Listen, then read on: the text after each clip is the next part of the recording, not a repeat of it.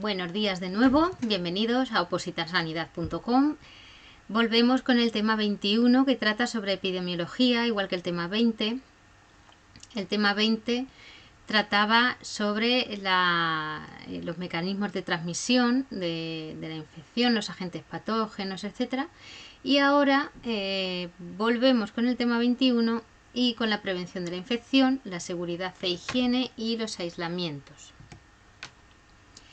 En cuanto a la prevención de la infección, vemos la vigilancia, prevención y control de las infecciones nosocomiales. La vigilancia epidemiológica, ¿qué es? Bueno, pues se puede definir como la obtención de datos, el análisis de esos datos y la distribución de la información de los resultados que nos han dado esos datos, obtenidos a todos los servicios asistenciales y a los profesionales responsables, sanitarios y no sanitarios, que los necesiten para el desarrollo de su trabajo, con el fin de adoptar las medidas necesarias que tengan como objetivo para la prevención de las infecciones nosocomiales. Es decir, que los servicios asistenciales y los profesionales que se responsabilizan de adoptar las medidas para la prevención de infecciones nosocomiales son los que utilizan los resultados que dan la obtención de datos, el análisis y la distribución de la información. A eso se le llama, a todo eso, vigilancia epidemiológica.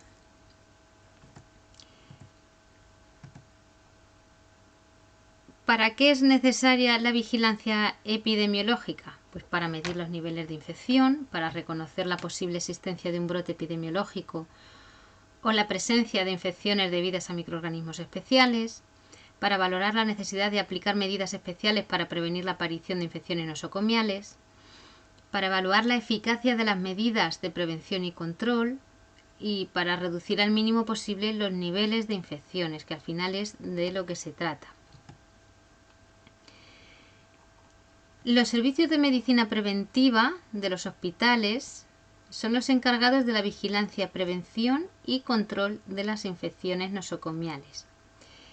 ¿Funciones del servicio de medicina preventiva? Pues tienen como función el estudio y el control de la epidemiología hospitalaria, la higiene y el saneamiento hospitalario para evitar los riesgos de infección, la medicina preventiva individual para evitar las infecciones nosocomiales, la microbiología ambiental, que incluye también el control de los antisépticos, desinfectantes, los manipuladores de alimentos, el control de la esterilización, etc.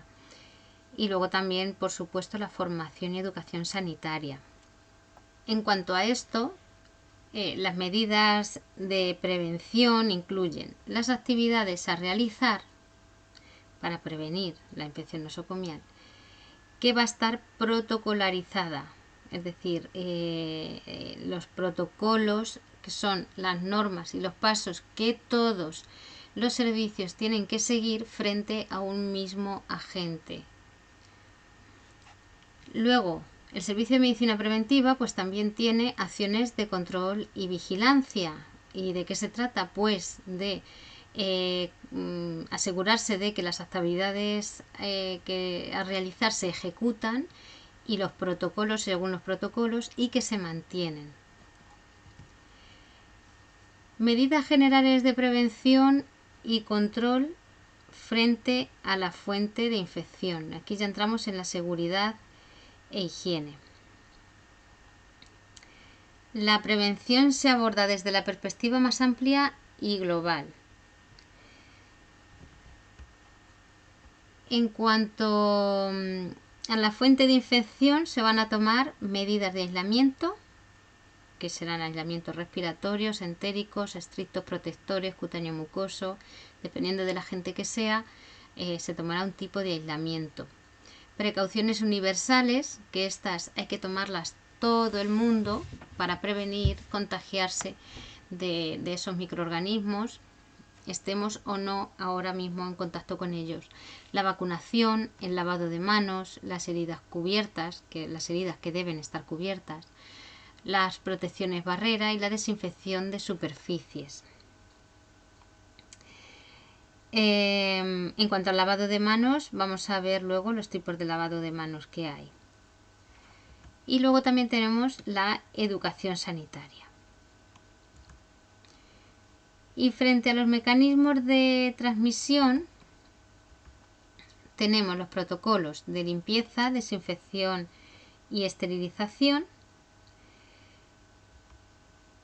los protocolos de lavado de manos, el uso de guantes del personal sanitario, los lavados de manos, como os decía, 3 tipos de lavado de manos: higiénico, que se realiza con jabón neutro durante 30 segundos, antiséptico, con jabón antiséptico durante 2 minutos, y quirúrgico, con jabón antiséptico también, pero este va a durar 5 minutos y tiene otra técnica que luego vamos a ver. Los protocolos normalizados en técnicas invasivas, es decir, cada técnica tiene un protocolo. Por ejemplo, la preparación del campo operatorio, la colocación de drenajes urinarios cuando se va a hacer un sondaje, el cateterismo intravascular, las sondas endotraqueales, etcétera. Todo esto se va a colocar y se va a curar y se va a mantener en condiciones de asepsia. La asepsia, siempre os digo, súper importante. Siempre o casi siempre hay alguna pregunta sobre la asepsia o antisepsia, que eso lo vamos a ir viendo. En cuanto al huésped susceptible, las medidas de prevención tienen como objetivo proteger a los pacientes de alto riesgo, también al personal sanitario. Entonces se van a aplicar medidas dependiendo para los pacientes susceptibles le vamos a aplicar unas medidas de aislamiento protector inverso, es decir, le vamos a proteger a él que esté alejado de cualquier agente infeccioso lo más posible. Luego tenemos medidas de quimioprofilaxis quirúrgica, vacunas, educación sanitaria, etcétera. Y luego también hay medidas de aislamiento especiales, es decir, que se van a llevar a cabo las medidas de aislamiento dependiendo del tipo de infección nosocomial de que se trate, si es urinaria, si es quirúrgica, etcétera. Grado de eficacia de las medidas. Tenemos 3 grados de eficacia en 3 categorías. La categoría 1 nos habla de las medidas de eficacia probada. Estas son las que sí o sí surgen efecto. La esterilización, desinfección y lavado de fómites, el lavado de manos, el drenaje urinario cerrado. Acordaros que el drenaje urinario cerrado es el que lleva un grifo, donde no hay que separar la sonda del tubito de la bolsa. Simplemente se abre el grifo y se vacía. Ese es un drenaje cerrado. Cuidados en el cateterismo intravascular. La vigilancia de los equipos de ventilación mecánica y oxigenoterapia.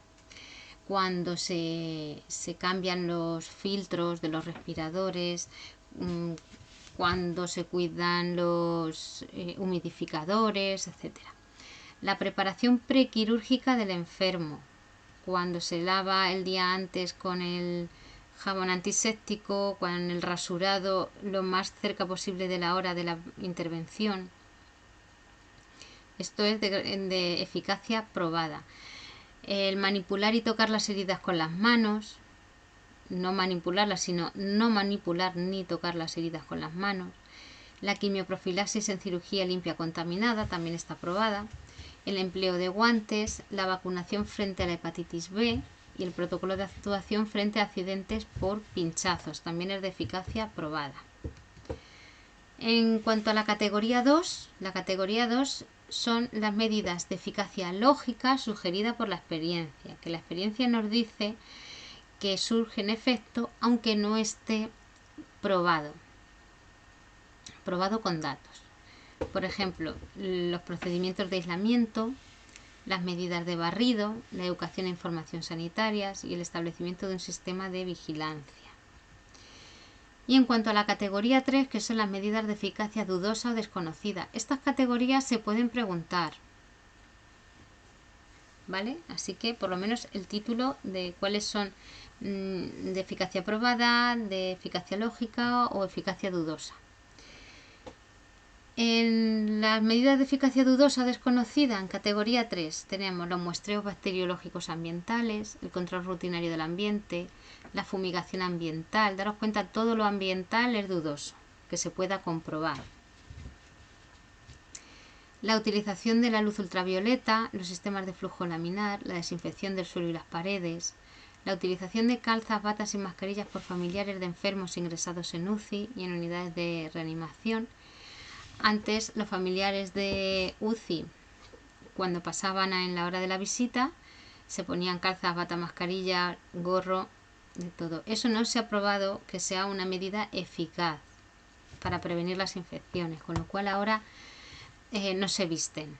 Mascarillas sí, pero no se visten. Los filtros intravenosos terminales y la quimioprofilaxis en cirugía limpia. En cuanto a las precauciones universales, ¿qué son las precauciones universales? Son las que se aplican de manera universal para todo y permanente, en relación con todo tipo de pacientes, sean o no infecciosos, porque todo paciente debe considerarse como un portador potencial de la enfermedad transmisible. ¿Qué hay que hacer para mantener las precauciones universales? Los guantes se deben usar siempre que se prevea que se puede mantener contacto con fluidos orgánicos o sangre. El uso de bata impermeable para el contacto con grandes salpicaduras o sangre, salpicaduras de sangre o fluidos orgánicos. Desechar los objetos cortantes en contenedores destinados para ello. Nunca reencapuchar las agujas. Todas las muestras que se envíen al laboratorio deben tratarse como potencialmente infectadas. Ante cualquier salpicadura o pinchazo se debe contactar lo antes posible con el servicio de medicina preventiva. Lavado de manos. Procedimientos del lavado de manos. Tenemos que con el lavado de manos se elimina o se pretende eliminar la suciedad y la flora, tanto residente como transeúnte o de contaminación, que sobreviven en la superficie cutánea de las manos. Esto lo vamos a ver también luego con el tema de limpieza y desinfección. En la limpieza, en un lavado, se elimina el 99% de los microorganismos. Luego ya con el lavado antiséptico y el quirúrgico se trata de matar lo que queda. Aquí tenemos un esquemita de cómo se deben lavar las manos como curiosidad. Esto no nos lo van a preguntar en el examen. Si queréis dar al pause y verlo detenidamente, porque mucho más no tiene. Asimismo, vemos que tenemos aquí un nombre propio, que yo siempre os digo, los nombres propios que os suenen, por si os hacen alguna pregunta, porque nunca se sabe, y solamente hay que aprenderse o tener en cuenta que EICOF en el 80 establece los niveles de eficacia de las medidas de control de la infección nosocomial, lo que acabamos de ver, los niveles de eficacia probada, de eficacia dudosa, y entre ellas el lavado de manos, que constituye una de las medidas más antiguas y sigue siendo todavía la más eficaz para prevenir la infección nosocomial. Una pregunta puede ser, y también se ha dado muchas veces, de las siguientes medidas, ¿cuál es la más eficaz o se considera la más eficaz para prevenir la infección nosocomial? Y es el lavado de manos. Siempre la medida más importante es el lavado de manos. El lavado rutinario o higiénico, ¿cómo se lleva a cabo? Se abre el agua, se mojan las manos, se aplica jabón, se enjabonan manos y muñecas, espacios interdigitales, pulgares y uñas, 30 segundos, no se utiliza cepillo, se enjuaga frotando las manos bajo el agua, se cierra el grifo con toalla de papel, esta se desecha y después con otra toalla de papel limpia se secan las manos y las muñecas. Importante también secar los espacios interdigitales con otra toalla seca. Vemos que ese lavado dura 30 segundos. ¿Cuándo se utiliza el lavado de manos higiénico? Pues como medida de aplicación en las precauciones estándar. Al empezar y terminar la jornada de trabajo. Antes y después de extracciones sanguíneas. Cuando se va a realizar la extracción de un hemocultivo, se realiza un lavado de manos antiséptico. A nosotros esto no creo yo que nos lo preguntaran porque nosotros no realizamos la extracción del hemocultivo, con lo cual no vendría mucho a cuento. Antes y después de usar guantes limpios, antes y después de revisar vías urinarias, vasculares, respiratorias, etc. Antes y después de comer, antes y después de la preparación de la medicación, antes y después de distribuir la comida, y luego después del contacto con secreciones, excreciones y sangre del enfermo, aunque tuviéramos guantes, después de manipular cuñas, bolsas de diuresis, etc., después de sonarse la nariz o estornudar, después de ir al VC, después de usar guantes estériles y después de realizar técnicas invasivas. El lavado de manos antiséptico. ¿Cuál es su objetivo? Disminuir o destruir los microorganismos transeúntes. Se deben realizar en cada turno con excepción de las zonas de alto riesgo como los quirófanos. Está indicado antes de la realización de procedimientos invasivos, antes de la inserción de catéteres centrales, de la extracción de hemocultivos, de sondajes urinarios, toracocentesis, paracentesis, punción lumbar, manipulación de pacientes inmunodeprimidos y en el manejo de pacientes con criterios de aislamiento colonizados o infectados por microorganismos multiresistentes de interés epidemiológico. Recursos materiales. Jabón antiséptico de povidona yodada al 7,5% o clorexidina al 4%, toallero con rollo de papel desechable o toallas de papel, cepillo de uñas opcional, cubo para recogida del material utilizado, lavabo ubicado cerca de la zona donde se va a trabajar. Todo esto para el lavado de manos antiséptico. Se mojan las manos y muñecas con agua y aplicar jabón antiséptico.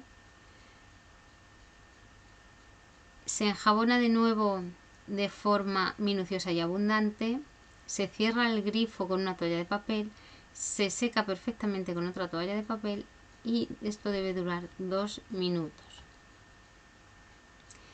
El lavado de manos quirúrgico. ¿Cuál es su finalidad? Disminuir la contaminación de las manos, evitar la transmisión de microorganismos transeúntes y reducir la flora resistente. Recursos materiales. Pues aquí tenemos como recursos vienen a ser parecidos, lo que más cambia es la técnica. Jabón antiséptico. En envase cerrado, esta vez con sistema dosificador. Toallas o paños estériles, desechables para secarse. Esto es en el lavado de manos quirúrgico, hay que secarse de forma estéril. Cepillo de uñas estéril. En las unidades de hospitalización se puede emplear el mismo lavabo que para el lavabo habitual. En servicios especiales y quirófanos existen unos lavabos más altos que los convencionales para no mojarse la ropa y para poder poner la mano más alta que el codo y que caiga el agua hacia abajo. ¿Cómo se realiza un lavado de manos quirúrgico? Las uñas deben estar cortas y sin pintar. Se quitan todas las joyas antes de iniciar el lavado. Se abre el grifo accionando el dispositivo de apertura. Se mojan las manos y los antebrazos. Daros cuenta de la diferencia. En el higiénico y el antiséptico, manos y muñecas. En el quirúrgico se mojan también los antebrazos, incluso los codos y el tercio inferior de los brazos. Esto durante 2 minutos. Se aclara con las manos en alto, que resbale el agua hacia el codo. Se aplica otra vez jabón antiséptico y se cepilla con el cepillito las uñas, dedos, espacios interdigitales 30 segundos. Se aclara, se enjabona otra vez durante 2 minutos y se aclara manteniendo las manos hacia arriba, más altas que los codos. Se cierra el grifo, se seca a presión sin frotar con el paño o toalla estéril.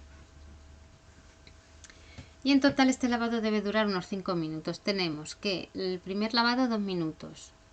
Luego se cepilla una mano y otra 30 segundos cada uno, ya tenemos 3 minutos. Y otros 2 minutos de otro enjabonado, 5 minutos. Y luego ya se aclara lo que dure. Pero en teoría el lavado higiénico 30 segundos, el antiséptico 2 minutos y el quirúrgico 5 minutos. Es importante saber que la utilización de soluciones alcohólicas por los profesionales para el lavado de manos es la alternativa más importante para prevenir la transmisión de infecciones de un paciente a otro por su poder antimicrobiano. Y esto viene a cuenta del lavado de manos por fricción, que no lo habíamos mencionado hasta ahora, pero que es el lavado de manos que estamos haciendo más numerosamente últimamente con una solución alcohólica. ¿Cómo se realiza este lavado de manos? Se retiran todas las joyas antes de comenzar el lavado, se aplica la solución alcohólica en la palma de la mano, se extiende mediante fricción con las dos manos, espacios interdigitales, todo de las dos manos, y se deja secar. No se seca ni con papel, ni gasas, ni toallas. Cuando las manos están visiblemente sucias, primero hay que lavarlas con un lavado normal para quitar o eliminar la materia orgánica que pueda haber, que ahí no entra el desinfectante. Continuamos con los aislamientos, algo con lo que estamos muy familiarizados cada vez más, y lo único que hay que saber es algunas nociones teóricas para la hora del examen. El aislamiento, ¿qué es? Es el procedimiento por el que separamos a las personas que padecen una enfermedad infecciosa o transmisible durante el tiempo en que puedan transmitirla, junto con la aplicación de otras medidas. Para que se transmita una infección debe existir un agente causal, una fuente de infección y un modo de transmisión. Y además un sujeto susceptible de enfermar. Entonces, el aislamiento, ¿cuál es su objetivo? Intervenir sobre el segundo eslabón de la cadena, sobre la vía de transmisión. Los eslabones los vimos en el tema 20, en el tema anterior. Mediante las barreras mecánicas. Es decir, para no transmitir o que no se transmita un agente por vía respiratoria, ponemos una barrera mecánica que es la mascarilla. Es tan simple como eso. Leído así, visto así, con estas palabras técnicas y tan, pues a lo mejor hay a quien le cuesta visualizarlo, pero vamos, que no es nada más que eso. Poner una barrera a la gente para que no entre en un cuerpo. Normas generales para los aislamientos: la puerta de la habitación cerrada, el lavado de manos al entrar y al salir de la habitación, usar bata, guantes, mascarilla, gorro y calzas cuando sea necesario, y la técnica de la doble bolsa para la retirada de desperdicios y de ropa sucia. La técnica de la doble bolsa es que cuando en un aislamiento tenemos la basura y la ropa sucia dentro de la habitación, una persona va a coger esa bolsa y se va a ir con ella a la puerta de la habitación, y otra persona por fuera con una bolsa limpia va a estar esperando con la bolsa abierta para que la persona que está dentro con la bolsa sucia introduzca dentro de la bolsa limpia, sin tocar la bolsa limpia, se introduce la bolsa sucia. La persona que tiene la bolsa limpia desde fuera va a anudar esa bolsa y la va a cerrar herméticamente. Ya se puede manipular esa bolsa, ya se puede tocar la bolsa y se puede echar al carro, y el resto de personal lo pueden manipular, tanto de limpieza como de lavandería.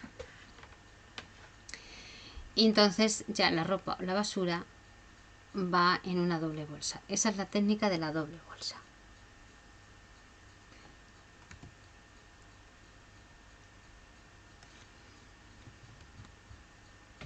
Tipos de aislamientos y procedimientos. El aislamiento se clasifica dependiendo del lugar en el que se realice, puede ser domiciliario o hospitalario, y también según el mecanismo de transmisión de la enfermedad y las precauciones que requiera. No sé, nos pueden preguntar sobre la clasificación de los aislamientos, y nos pueden poner una opción que se clasifica según el tipo de agente infeccioso. No. Los aislamientos lo que tratan es de cortar el mecanismo de transmisión, y sobre eso actúan, sobre el mecanismo de transmisión, si es respiratorio, entérico, como sea, independientemente de qué tipo de agente respiratorio. Entonces tenemos aislamiento protector estricto respiratorio, y luego precauciones entéricas o aislamiento entérico, precauciones cutáneas o aislamiento cutáneo mucoso, y precauciones universales. El aislamiento estricto es el tipo de aislamiento más severo, es el que más medidas y precauciones requiere. Este se utiliza para las enfermedades que se transmiten por vía aérea, por contagio directo o por vía cutánea, fomites, etc. Se utiliza en varicela, rubeola, rabia, peste, herpes, difteria y quemaduras extensas infectadas. Importante también saber en qué tipos de patologías se utiliza cada tipo de aislamiento. Para el aislamiento estricto necesitamos habitación individual con presión negativa. Acordaros cuando hablábamos de las presiones en las habitaciones. La presión siempre va de positivo a negativo. Cuando es un aislamiento estricto es porque tenemos un agente infeccioso dentro de la habitación, no queremos que el aire salga hacia afuera. Con lo cual vamos a tener positivo fuera y negativo dentro, porque siempre va de positivo a negativo. Entonces iría de fuera hacia adentro el aire. La puerta siempre cerrada, mascarilla, bata, guantes y calzas, termómetro, esfigmomanómetro y fonendoscopio exclusivo para el paciente hasta realizar el aislamiento. Y la vajilla de un solo uso. Protocolo de actuación en el aislamiento estricto. El personal debe entrar con mascarilla, bata, guantes y calzas. Todas las prendas deben estar preparadas dentro de la habitación, salvo la mascarilla, esto también es importante, que se coloca antes de entrar. Las prendas contaminadas se quitan antes de salir y se depositan en un contenedor dentro de la habitación, salvo la mascarilla. El aislamiento protector o inverso. Este se va a utilizar en pacientes que están inmunodeprimidos o hay que protegerles.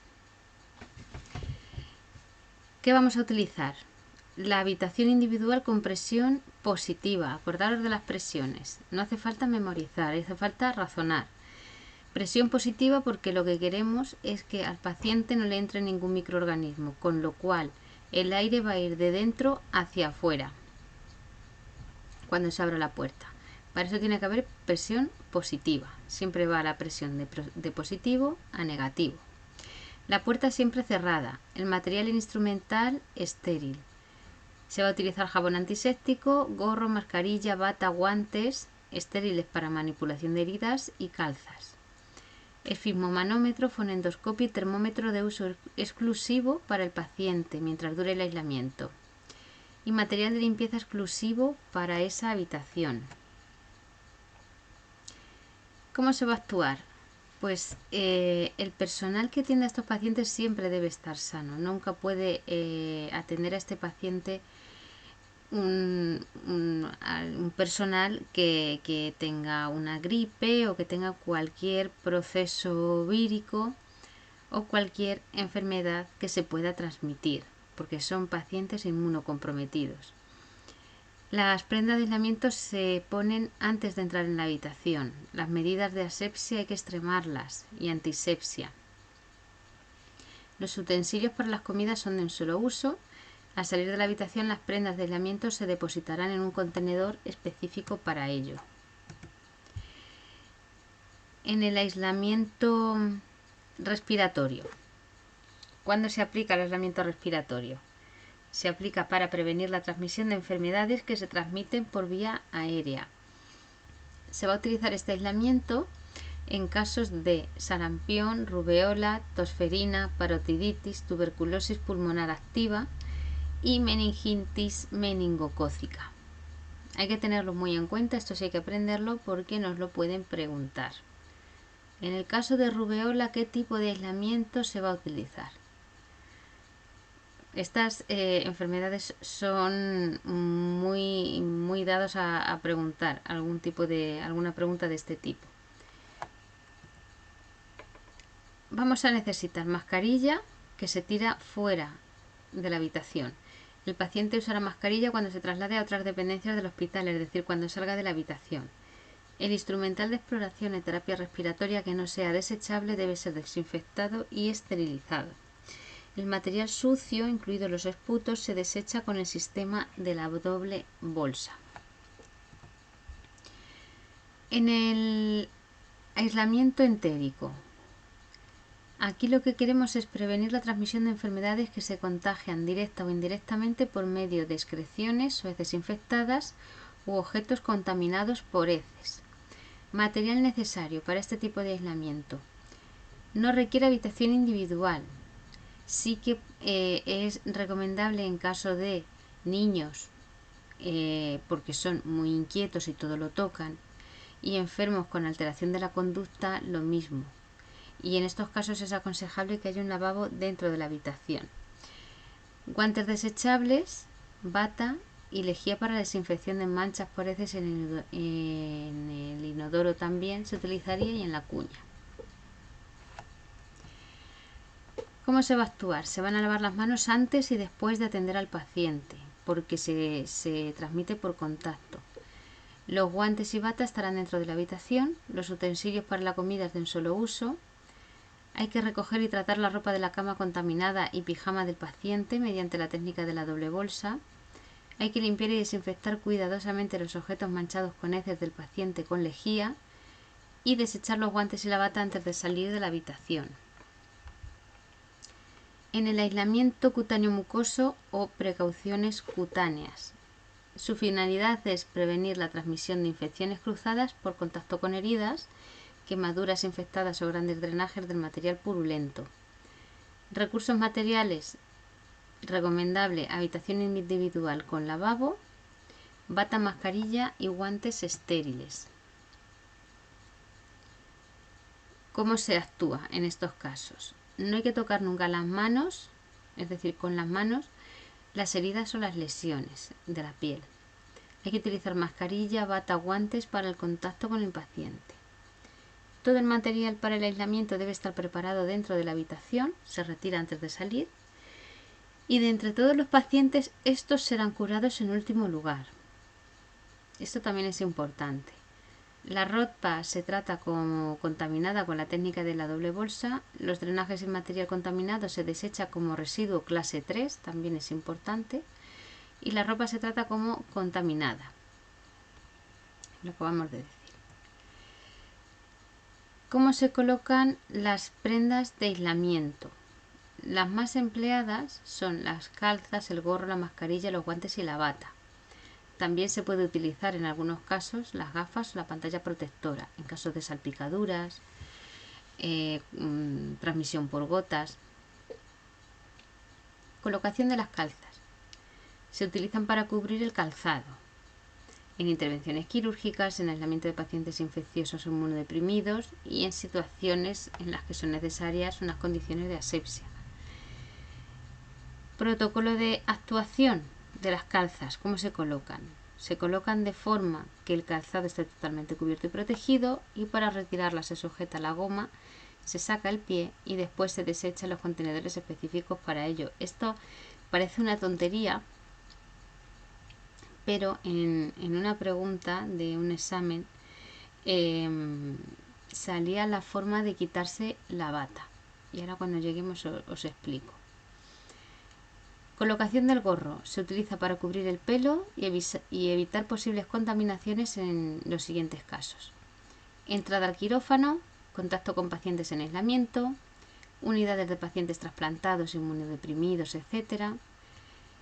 ¿Y cómo se coloca el gorro? Pues de forma que el pelo quede totalmente cubierto. Si es largo, se recoge previamente. Si lleva un elástico o una goma, se estira sujetándolo por la parte interna para colocarlo. Es decir, se meten las dos manos dentro del gorro, se coloca sobre la cabeza, se coloca con las manos dentro del gorro y al llegar a las orejas se sacan las manos. Se retira con cuidado y se desecha en un contenedor específico para ello. La mascarilla filtra el aire inspirado y expirado, no debe humedecerse ni utilizarse más de 2 horas porque pierde su eficacia. Esto es importante también porque como con esto del COVID nos han dicho tantas cosas, que la hemos tenido hasta 20 días incluso, pues más de 2 horas ya se humedece y pierde su eficacia.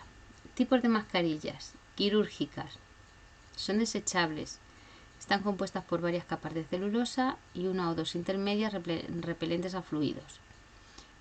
Presentan mayor eficacia de filtración bacteriana, bacteriana que no vírica. Las bacterias son muchísimo más grandes que un virus. De hecho, cuando vimos el tema 20, que hablábamos de los microorganismos, hablábamos de que el virus lo que hace es que coloniza una bacteria, entra dentro de una bacteria y se multiplica con la bacteria. La bacteria es mucho más grande, con lo cual, ¿qué quiere decir?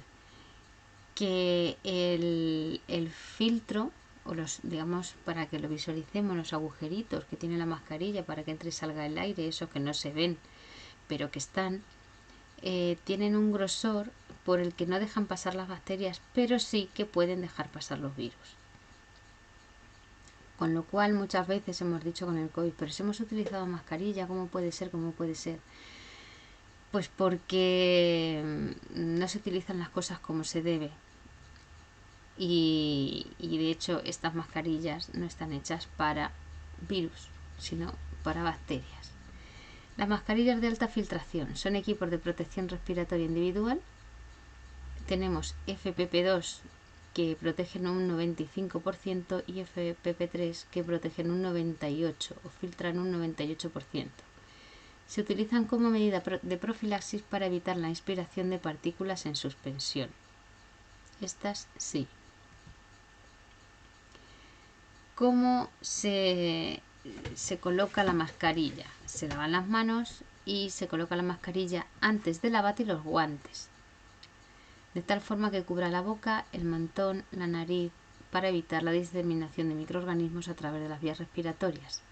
Se atan las cintas superiores en la parte alta y posterior de la cabeza y después se atan las inferiores.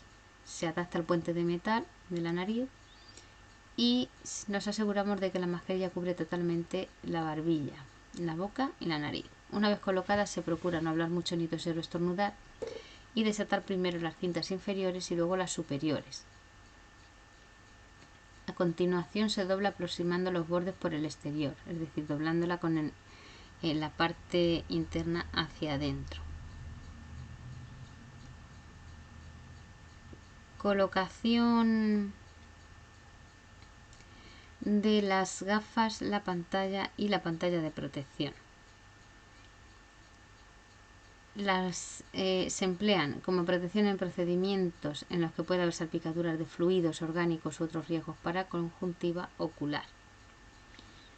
¿Cómo se actúa? Se colocan después del gorro y la mascarilla, es decir, ya vamos con el orden: gorro, luego mascarilla y después gafas. Hay que tirar de la goma, el sistema de sujeción que tienen las gafas, para adaptarlas a la cabeza. Y hay que asegurarse de que quedan perfectamente colocadas y herméticas.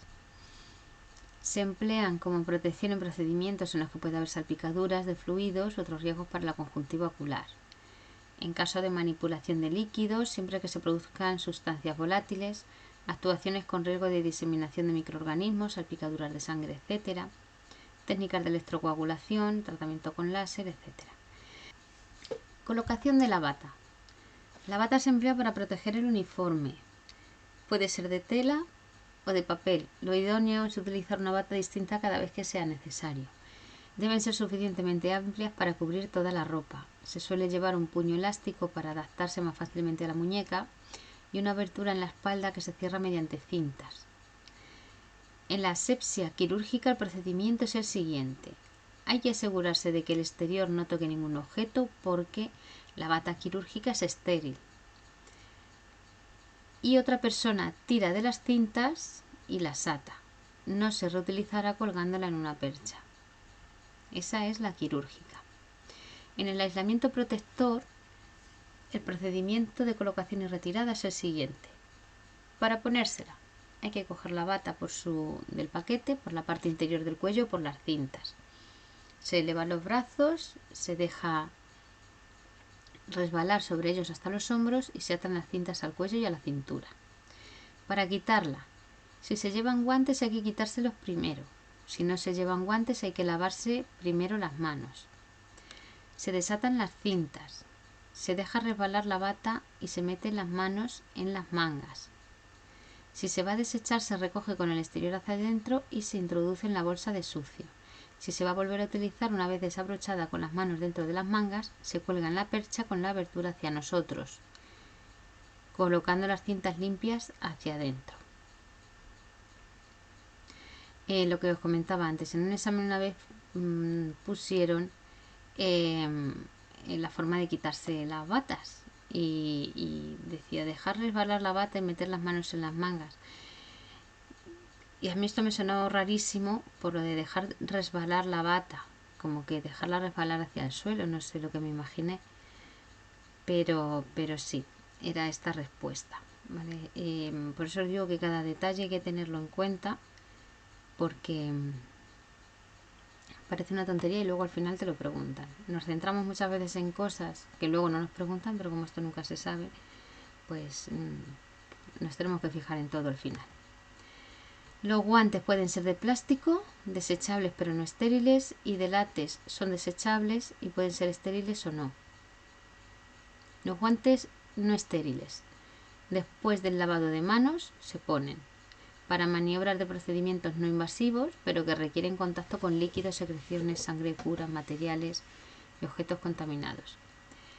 Y para casi toda la totalidad de actividades de asistencia sanitaria que lleva asociado un riesgo limitado. De plástico se refiere pues a los de nitrilo que estamos acostumbrados a utilizar habitualmente, los que son azules ahora. Los guantes estériles en la asepsia quirúrgica, en la cateterización venosa central, técnicas y procedimientos invasivos y para el aislamiento de protección y siempre que se requiere una técnica aséptica. Orden de colocación de las prendas de aislamiento. Cuando se utilizan las prendas que hemos descrito, el orden general, no siendo que haya alguna cosa diferente, pero que se nos especificaría, pero el orden general de colocación es el siguiente. Lavado de manos siempre. Calza, gorro, mascarilla, gafas, bata y guantes. Esto en el aislamiento general. Y en la asepsia quirúrgica hay que tener también, además de este orden, otros aspectos en cuenta. Antes de la colocación de las calzas hay que cambiarse el calzado. Después de colocarse la mascarilla y antes de ponerse la bata, se realiza el lavado quirúrgico de las manos. Es decir, la última prenda no estéril es la mascarilla. Antes de ponerse la primera prenda estéril hay que lavarse las manos. Con lo cual, mascarilla y después lavado de manos quirúrgico y luego ya la bata y los guantes. Con esto hemos terminado el tema 21. Tiene muchas cositas, pero al final es un tema que estamos acostumbrados a tratar y no es tan peliagudo. Este tema, bueno, lo tenemos como más trabajado, ¿vale? Así que con tranquilidad. Luego tenemos en el tema, en el PDF, tenemos al final del todo un cuadro con aislamientos hospitalarios, tipos de aislamientos, las características y las medidas de protección, que también está bien. Vale, también le podéis echar un vistacito tranquilamente. Y nada, ya sabéis, hacer los test y cualquier cosita, cualquier duda que tengáis, pues por teléfono, por WhatsApp, por correo electrónico, ¿vale? Pues nada, un saludo y a pasar buen verano.